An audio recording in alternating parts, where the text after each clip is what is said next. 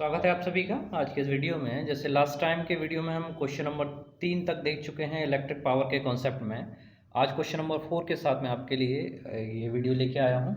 आइए स्टार्ट करते हैं क्वेश्चन। तो क्वेश्चन आपके सामने लिखा हुआ काफ़ी इंपॉर्टेंट क्वेश्चन है 2014, 15, 19 और 20। ठीक है, 2014, 15, 19 और 20 में आ चुका है सेवरल टाइम्स। तो स्टार्ट करते हैं। तो इसमें सबसे पहले आपको यही देखना होगा कि जो क्वेश्चन है कि दो बल्ब जिनमें एक पर 100 वाट और 220 वोल्ट तथा दूसरे पर 60 वाट व 220 वोल्ट लिखा है, कोई 200 वोल्ट की पावर सप्लाई लाइन से समांतर क्रम में जोड़ा गया है। ठीक है, तो बहुत अच्छा रहता है कि इस जैसे क्वेश्चंस के लिए हम सर्किट डायग्राम बना लें।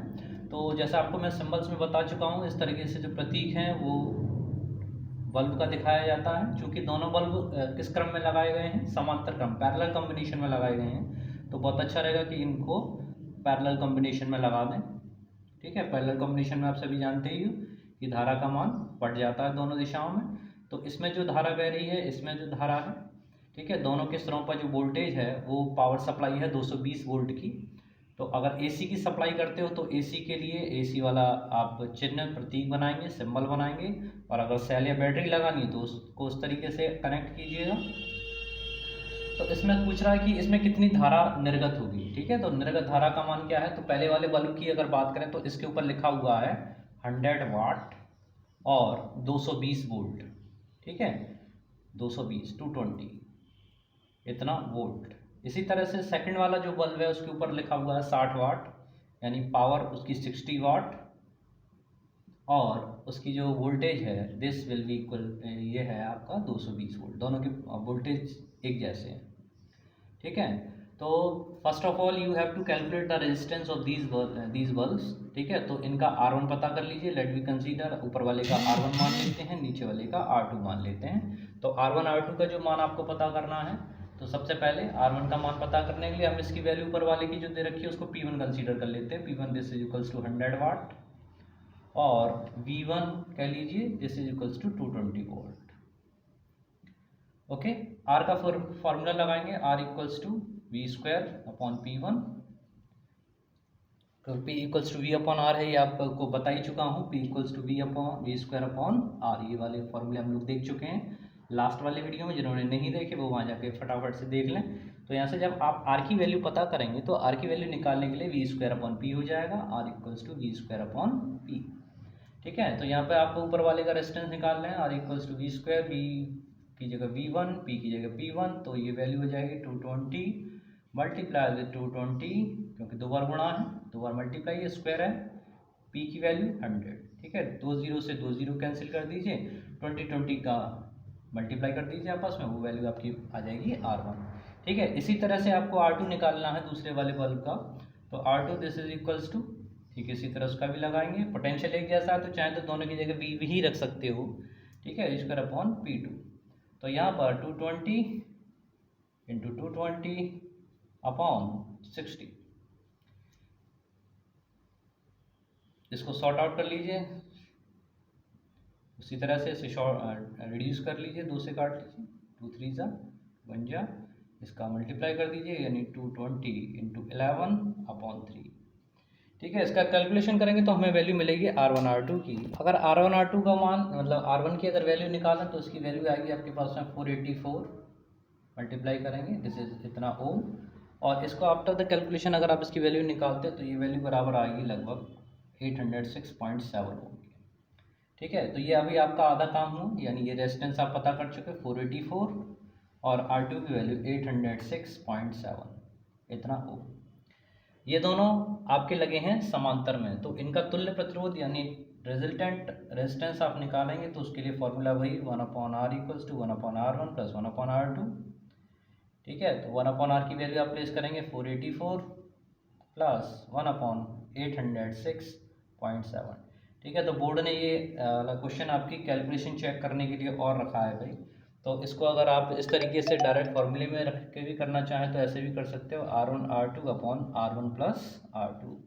ठीक है, ये इसका एलसीएम लेने पर आता है, तो यहाँ पर आप सीधे सीधे मान अगर लगा के रखना चाहें तो वैल्यूज प्लेस कर दीजिए, 484 मल्टीप्लाई 806.7 और नीचे दोनों को ऐड करके 404 प्लस 806.7।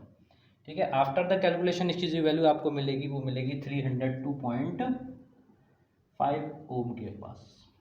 ठीक है, तो ये आपका टोटल रेजिस्टेंस आ गया 302.5 ओम। क्वेश्चन में वो आपसे जानना चाह रहा था वोल्टेज में निर्गत धारा कितनी होगी, आई का मान कितना होगा। ठीक है ना, तो आई का जो मान है ये यहाँ पर कंज्यूम होगा, तो फॉर्मूला आपका V equals to I R लगाएंगे। V equals to I R जब लगाएंगे, ठीक है, दिखाई दे रहा है सभी को। V equals to I R जब लगाएंगे तो यहाँ पर वो आई का मान आपसे पूछना चाह रहा है, तो आई की वैल्यू यहाँ पर लिख लेते हैं। आई की वैल्यू किसके बराबर है, V अपॉन टोटल रेजिस्टेंस। ठीक है, तो V आपका 220 वोल्ट है, 220 वोल्ट की सप्लाई लाइन से ऐड कर रहे हैं, तो 220 अपॉन डिवाइड कर देंगे 302.5 से। ठीक है, तो इसमें बोर्ड आपकी कैलकुलेशन भी चेक करना चाह रहा है, तो अच्छे से चेक कर लीजिए। इसका मान जो लगभग बराबर आएगा 0.75 के अराउंड आएगा। ठीक है, इतने एम्पियर। इस तरह से ये धारा का मान आपको लगभग प्राप्त होगा। तो अभी ये आपके प्री बोर्ड्स भी आ रहे हैं, उस प्री बोर्ड में आप ये चेक कर सकते हैं कि मेरे बनाए हुए क्वेश्चन आपके लिए कितना यूज़फुल रहते हैं। ठीक है, मेरा ये पूरा विश्वास है कि आप देखिएगा कि इन क्वेश्चंस को जो आपने मेरे साथ अभी तक तैयार किए हैं वो आपकी काफ़ी अधिक मदद करेंगे, हेल्प करेंगे।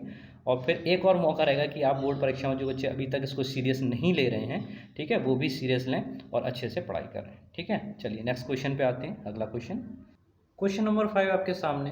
क्वेश्चन नंबर 5 में है कि 4 ओम, 8 ओम, 12 ओम, ठीक है, और आपका 24 ओम, ये सभी प्रतिरोध आपके किस क्रम में लगाए जाएं, कैसे बनाए जाएं कि आपको पहली कंडीशन में अधिकतम और दूसरी कंडीशन में न्यूनतम प्रतिरोध प्राप्त हो। उसके लिए आपको आरेख भी देना है। ठीक है, तो इसके लिए सबसे पहले आपके दिमाग में ये कॉन्सेप्ट क्लियर होना चाहिए कि हम किस संयोजन को ऐड करें, सीरीज में लगाएं या पैरेलल में लगाएं। ठीक है, आपको पता होना चाहिए कि अधिकतम प्रतिरोध हमें किस क्रम में या किस तरीके से लगाने से प्राप्त होता है। तो आप लोगों को पिछले वाले वीडियो में देखने से पता ही होगा कि अगर जब भी हम अधिकतम की बात करते हैं, मैक्सिमम की बात करते हैं, तो बहुत ज़रूरी है कि हमें वो दिए गए प्रतिरोध सभी किस क्रम में होने चाहिए, श्रेणी क्रम में होने चाहिए। ठीक है, 4 प्रतिरोध दे रखे हैं, तो इनका जो आप सर्किट डायग्राम बनाएंगे, ठीक है, इनका जो आरेख खींचेंगे, उसमें ये सब आप किस क्रम में लगाएंगे, श्रेणी क्रम में लगाएंगे, सीरीज में लगाएंगे। ठीक है, अब इन सब की वैल्यूज प्लेस कर दीजिए। कहने का मतलब R1 की वैल्यू दे रखी है 4 ओम, R2 आपका इसी तरह से 8 ओम है, R3 की वैल्यू आपका 12 ओम, और R4 की वैल्यू जो गिवन है दिस इज 24 ओम। ठीक है, ऐसे कर दीजिए। अब द टोटल रेजिस्टेंस, इनका अधिकतम प्रतिरोध कितना होगा, आर मैक्सिमम किसके बराबर होगा, आर मैक्सिमम की condition R1 plus R2 plus R3 plus R4। ठीक है, इससे आपकी एक बात समझ में अच्छे से आ गई कि अगर हमें किसी प्रतिरोधों का अधिकतम मान पता करना है तो हमें उन्हें किस क्रम में ऐड करना पड़ेगा, श्रेणी क्रम में ऐड करना पड़ेगा। ठीक है ना, तो इस तरह से आप इसको ऐड कर लेंगे। 8 4 12 कर दीजिए, 12 12 24, 24 और 24 कितना हो जाएगा, 48 ओम। तो इन प्रतिरोधों के संयोजन से अधिकतम जो प्रतिरोध आपको प्राप्त होना है वो है 48 ओम। क्वेश्चन वैसे काफ़ी मुझे सरल लग रहा है क्योंकि इससे कठिन क्वेश्चंस आप लोग सॉल्व कर चुके हो, समझ चुके हो, तो बहुत अच्छा है। न्यूनतम प्रतिरोध की जब बात करते हैं तो न्यूनतम कंडीशन के लिए आपको क्या होना है कि ये सभी जितने भी प्रतिरोध हैं उन सबको हमें किस क्रम में लगाना है, पैरेलल कॉम्बिनेशन में लगाना है, समांतर क्रम में लगाना है। और समांतर क्रम में जोड़ने का जो पैटर्न है वो उसी तरीके से कैसे चलता है, 1/r करके। ठीक है ना, तो R1 की वैल्यू, R2 की वैल्यू, R3 एंड R4। ठीक है, जब आप इनको किस क्रम में लगाएंगे, पैरेलल कॉम्बिनेशन में लगाएंगे, तो जो टोटल रेजिस्टेंस आएगा वो इस मान से प्राप्त हो जाएगा। ठीक है, अभी इसको कैलकुलेट करेंगे, यानी 1/r करके अब इसको क्वेश्चन आएगा। ठीक है, 2 बार बोर्ड परीक्षा में आ चुका है, तो उसको देखते हुए छोटे छोटे क्वेश्चन हैं, ये भी आपको समझने चाहिए। ठीक है ना, तो 1/r की वैल्यू यानी 1/4। एक गलती जो करेंगे वो देखता हूँ मैं, आप बताएंगे भी, 1/8, 1/12, 1/24। ठीक है, इन सब का आप एलसीएम लेंगे, द एलसीएम दिखाई दे रहा है सभी को, 24 आएगा। 24 1/r की इक्वलेंट हम लोग चल रहे हैं, 4 6 जा 24, 8 3 जा 12 2 जा और 24 1 जा। ठीक है ना, तो 6 प्लस 3 9 और ये 10 12/24। इसको रिड्यूस कर दीजिए 12 से, 12 1 जा 12, 12 2 जा 24, 1/2 आपका आंसर आया। और इसको जब ये वैल्यू किसकी मिली आपको, 1/r मिनिमम लिख दीजिएगा। ठीक है, ये r का आपका क्या था, मैक्सिमम था। r मैक्सिमम कितना था आपका, 48 था, और r मिनिमम जो वैल्यू आई आपके पास 1/2 की। ठीक है, r मिनिमम इसको ऊपर ले जाइए यानी 2 ओम। ठीक है, तो देख रहे हो बिल्कुल स्पष्ट है कि जब आप इनको श्रेणी क्रम में लगाते हैं तो जो अधिकतम मान आता है वो आता है 48 ओम, जो आपका अधिकतम है, और न्यूनतम मान आपको प्राप्त होता है श्रेणी क्रम और समांतर क्रम में यानी पैरेलल कॉम्बिनेशन में। This will be equals to 2 ohm, ये 2 ओम के बराबर होगा। ठीक है, तो इस तरह से आपने ये वाला क्वेश्चन देखा।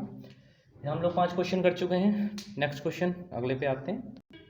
क्वेश्चन नंबर 6 आपके सामने है, और क्वेश्चन नंबर 6 को देखेंगे तो संलग्न परपथ में विद्युत धारा की गणना हमको करनी है, और इसमें देख रहे हैं सर्किट डायग्राम बना हुआ है। ठीक है, तो सर्किट डायग्राम से घबराने की ज़रूरत नहीं है, मैं पहले ही कह चुका हूँ, अब तो आपके काफ़ी कुछ समझ में आ चुका है। तो लेट स्टार्ट। ठीक है, मेरे रूल्स के अकॉर्डिंग चला करिए। तो सबसे पहले फ्लो ऑफ करंट देखिए। ठीक है, करंट की डायरेक्शन देखनी है हमको, और वो ये पूछ रहा है कि संलग्न परपथ में विद्युत धारा की गणना करनी है। ठीक है, इसमें तीनों ही चीज़ें देख लेंगे। ठीक है, तीनों ही चीज़ों से मतलब ये है कि जैसे ही आप यहाँ से प्लस से धारा आई को चलाना प्रारंभ करेंगे, ठीक है, देख लीजिए, जैसे ही पॉइंट आप मान लो यहाँ पर क्या है, ए है। ठीक, तो ए से यहाँ पर बी टर्मिनल कह दीजिए, ये सी टर्मिनल, और नीचे वाले टर्मिनल को कह दीजिए डी। तो यहाँ पर स्टार्ट करेंगे कि करंट का बहना यहाँ से शुरू हुआ, पॉजिटिव से हमेशा करंट को फ्लो कराइए। जैसे ही इस पॉइंट पे आएगी धारा दो दिशाओं में बट जाएगी। ठीक है, दो भागों में चली जाएगी। कुछ धारा इधर चलेगी, इसको आप कहते हैं I1, यानी ए से बी की ओर। दूसरी वाली जो भुजा है ए से डी की ओर, आर, इसमें बहेगी करंट आपकी I2। ठीक है, फ्लो ऑफ करंट इसमें I2 है। अब तीनों के मान हम लोग पता करेंगे। ठीक है, क्वेश्चन में तो केवल उसने आई का मान पूछा है।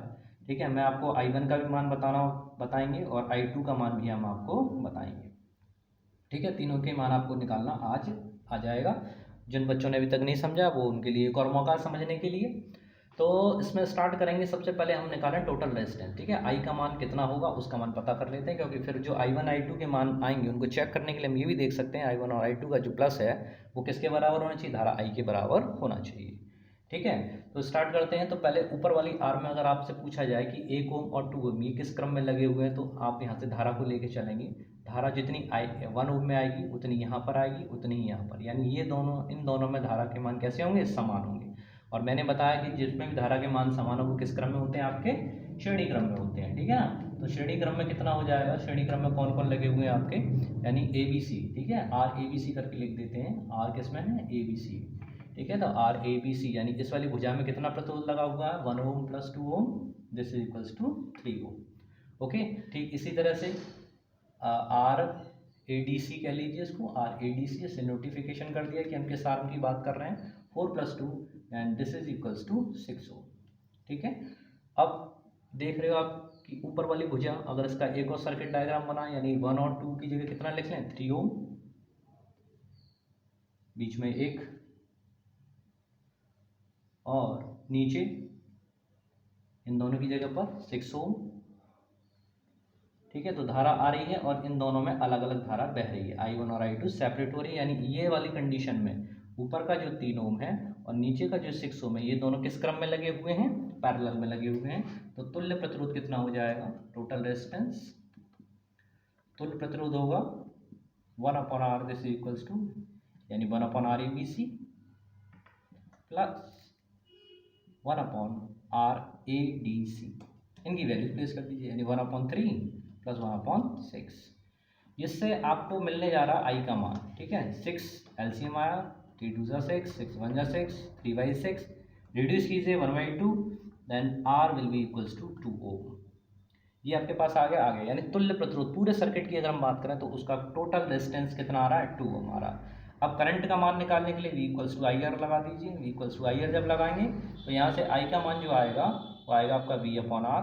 पोटेंशियल कितने वोल्ट की बैटरी है, 6 की है। रेजिस्टेंस टोटल कितना है, तो टोटल रेजिस्टेंस आपका कितना है, 2 ओम का, 2 3 6, यानी 3 एम्पियर। टोटल I का जो वैल्यू आई आपकी आ गई 3 एम्पियर, 3 एम्पियर।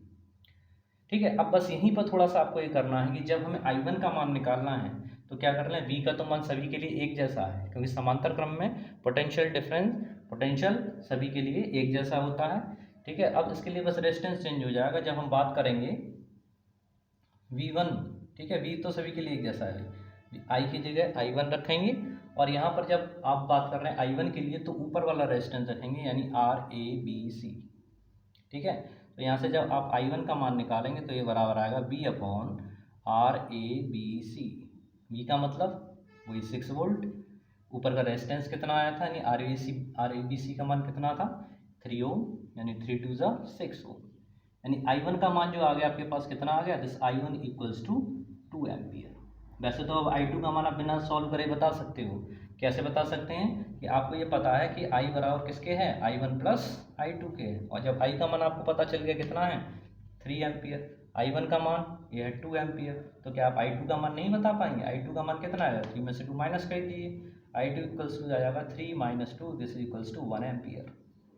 ठीक है, कैलकुलेट करके देख लेते हैं। तो कैलकुलेशन के लिए मुझे थोड़ा सा स्पेस चाहिए रहेगा, तो हम यहाँ पर कर लेते हैं। ठीक है, अब यहाँ पर देखिए हमें I2 का मान पता करना है इस वाले सर्किट में। तो I2 का मान ठीक उसी तरह से पोटेंशियल तो सभी के लिए जैसा I2 रखेंगे, और आप बताइए अब रेजिस्टेंस कौन से वाले आर्म लेंगे, रेजिस्टेंस लेंगे RADC वाला।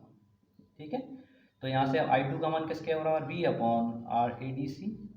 V की वैल्यू वही 6 वोल्ट, इस भुजा में कितना रेजिस्टेंस आया था, 6 ओम आया था, 6 से 6 में डिवाइड कीजिए कितना आ गया 1 एम्पियर, 1 एम्पियर। I2 का मान किसके बराबर 1 एम्पियर। ठीक है ना, तो आप देख रहे हैं कि I1 और I2 को प्लस करें, 2 + 1 करें तो 3 आएगा, जो किसके बराबर, टोटल करंट I के बराबर आ रहा है। तो इस तरह से हमारा ये वाला क्वेश्चन सही होता है। ठीक है, नो डाउट। तो इसी तरह के क्वेश्चंस के साथ आप मेरे साथ बने रहिए। अब इसमें हम लोग क्वेश्चन नंबर 6 तक पहुंच चुके हैं। 4 क्वेश्चन और इसमें छोटे छोटे लेंगे, और उसके बाद हम अपना ये आपका इलेक्ट्रिक फील्ड का करंट का ये पोर्शन पूरा होगा, और इसके जस्ट बाद हम वीडियो लगाएंगे मैग्नेटिक फील्ड का, उसकी थ्योरी समझाएंगे फटाफट से, जल्दी जल्दी से क्वेश्चन कंप्लीट करेंगे, उसके बाद में उसके न्यूमेरिकल और हमारा इसका टारगेट कंप्लीट होगा। ठीक है, तो बने रहिए मेरे साथ में। ज़्यादा से ज़्यादा बच्चों में लाइक की शेयर किया कीजिए, उन्हें बताया करिए।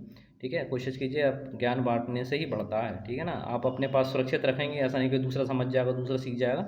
जितना फैलाएंगे वो आपको दुआएं देगा, आपके जीवन में काम आएंगी। ठीक है, तो बने रहिए मेरे साथ में, मिलते हैं नेक्स्ट वीडियो में। तब तक के लिए जय हिंद, जय Bharat, thank you very much.